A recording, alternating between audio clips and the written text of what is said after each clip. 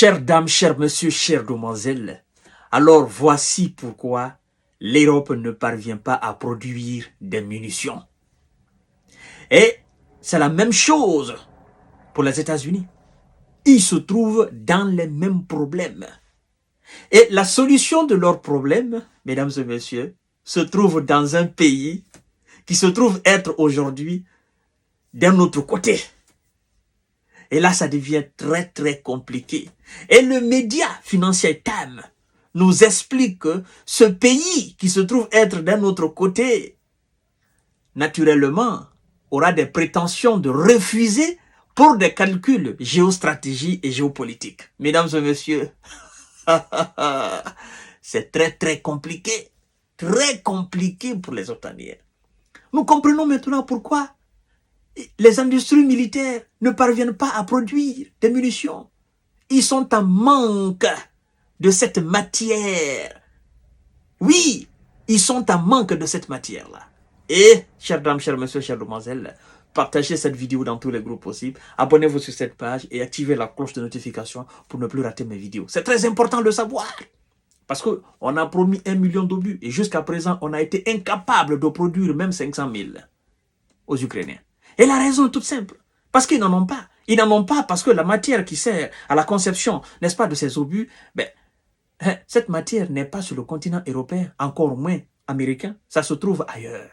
Mesdames et messieurs, la défense européenne a du mal à produire des munitions en raison d'un manque de nitrocellulose massivement importé depuis la Chine. Rapporte le Financial Times, massivement importé depuis la Chine. Ah, c'est là, la chose devient très très compliquée. L'industrie européenne de défense souffre d'une grave pénurie de nitrocellulose, rapporte le Financial Times, une substance utilisée pour la production d'explosifs, de poudre à canon, de combustible solide pour missiles. Ah, la précision est très importante. Une substance, vous comprenez, une substance utilisée pour la production, 1, d'explosifs, 2, de poudre à canon, 3, de combustible solide pour les missiles. Alors, chères dames, chers messieurs, chères demoiselles, partagez cette vidéo dans tous les groupes possibles. L'affaire devient très intéressante. Le média continue en disant ceci. L'Europe reçoit plus de 70% de la pâte de coton utilisée pour la nitrocellulose depuis la Chine. Explique au quotidien Armin, n'est-ce pas, Paperger, directeur du groupe allemand de défense Rheinmetall. Il existe un risque que Pékin conserve cet élément pour des raisons géopolitiques, selon lui. Vous avez écouté? Il risque, n'est-ce pas? Il y a un risque très élevé pour que Pékin garde cet élément pour des raisons géopolitiques et géostratégiques. Naturellement, il s'agit quand même de son voisin, il s'agit de son voisin, il s'agit de son allié, de son puissant allié, la Russie. Parce que si Pékin, qui produit les plus de 70% de cette matière à l'Europe, si Pékin les produit, il sera fabriqué quoi? Des munitions, des obus pour aller faire face à qui? À M. Vladimir Poutine. Et alors, qu'est-ce que Pékin va faire? Qu'est-ce que Pékin va faire? Pékin va alors détourner le marché. Ah là là, quel détournement, quel retournement. La Russie dira quoi? Au lieu que tu me vendes les 70% là, moi je préfère que tu me les vendes. Fais-moi un prix. Je les achète. Comme ça, on les prive. C'est un marché. Eux, ils te proposent combien? S'ils te proposent 100 milliards, moi je te propose 150 milliards. Nous sommes des alliés quand même, mesdames et messieurs. C'est la géopolitique, c'est ça. Et oui, chères dames, chers messieurs, chères demoiselles, incroyable. Il existe un risque que Pékin conserve cet élément pour des raisons géopolitiques selon lui. Et, plus intéressant encore, écoutez très bien le média, les États-Unis semblent confrontés au même manque de nitrocellulose, rapportant d'ailleurs le Washington Post en août dernier.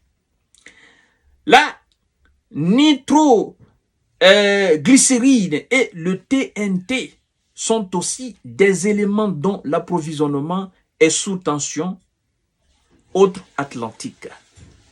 Ah, chères dames, chers messieurs, chères demoiselles, là, vous comprenez maintenant les raisons pour lesquelles ces gens ne peuvent pas et n'arrivent pas à produire quantitativement et qualitativement les obus, les munitions, les explosifs, n'est-ce pas, à l'Ukraine.